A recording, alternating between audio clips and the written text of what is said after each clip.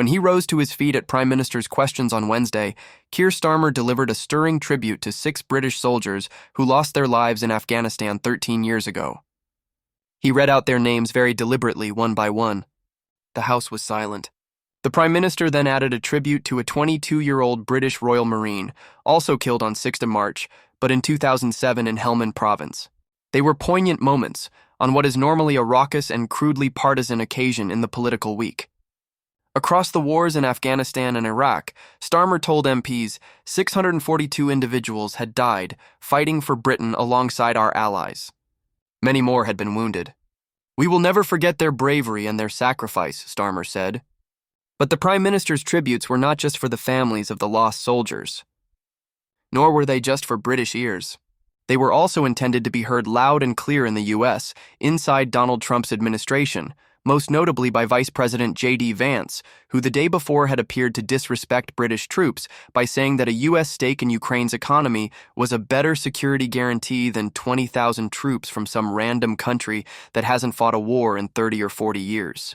Less than a week after Starmer's tactile love-in with Donald Trump in the White House, views on how to react to the new U.S. administration had evolved, not just here, but across Europe.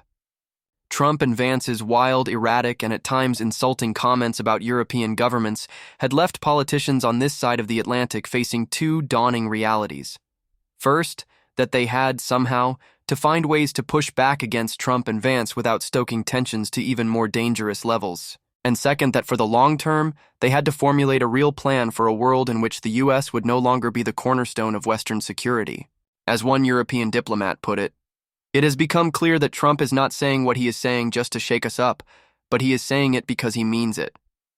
Amid the turbulence, Ukrainian President Volodymyr Zelenskyy was in Brussels on Thursday, attending an EU summit called to address the security crisis. To the sound of spontaneous clapping, EU leaders rose to their feet to shake his hand, offering backslaps and air kisses.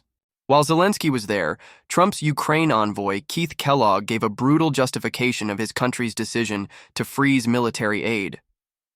"The best way I can describe it is sort of like hitting a mule with a 2x4 across the nose. You get their attention." Signs that Europe was undergoing a historic shift could be heard everywhere. From the rhetoric of French President Emmanuel Macron to the hugely ambitious ideas for collective defense being voiced by the European Commission, to the announcement on Friday by the Polish Prime Minister Donald Tusk for all men in his country to undergo military training. Signs that Europe was undergoing a historic shift could be heard everywhere, from the rhetoric of French President Emmanuel Macron to the hugely ambitious ideas for collective defense being voiced by the European Commission, to the announcement on Friday by the Polish Prime Minister Donald Tusk for all men in his country to undergo military training. But it was in Germany that the change was seismic.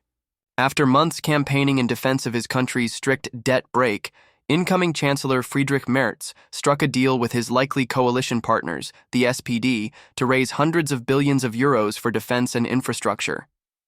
Strict rules on debt underpinned post-war Germany's entire economic structure, but now needs must.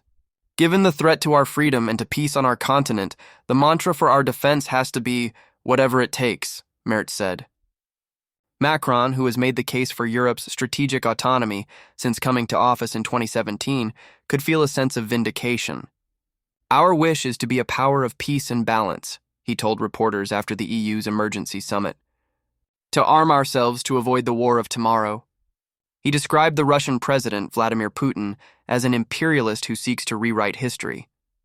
"Europe is stepping up," one of Macron's allies in the European Parliament, Valérie Hayer, who leads the Liberal Renew group, told The Observer. "EU countries must now keep the new pace and fulfill the commitments they have made, namely common defense spending and shared nuclear deterrence," she added, in reference to Macron's proposal to discuss extending France's nuclear umbrella to other European countries. Germany's newspapers recognized the enormity of the moment for a country that for so long, after the Second World War, shied away from direct military participation.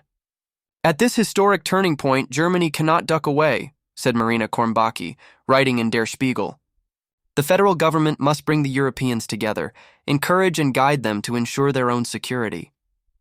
It must set a good example, must finally shape the Bundeswehr into a powerful army, with investment in material and personnel. Only then will other states follow suit. Only then will Russia's Vladimir Putin take Europe seriously."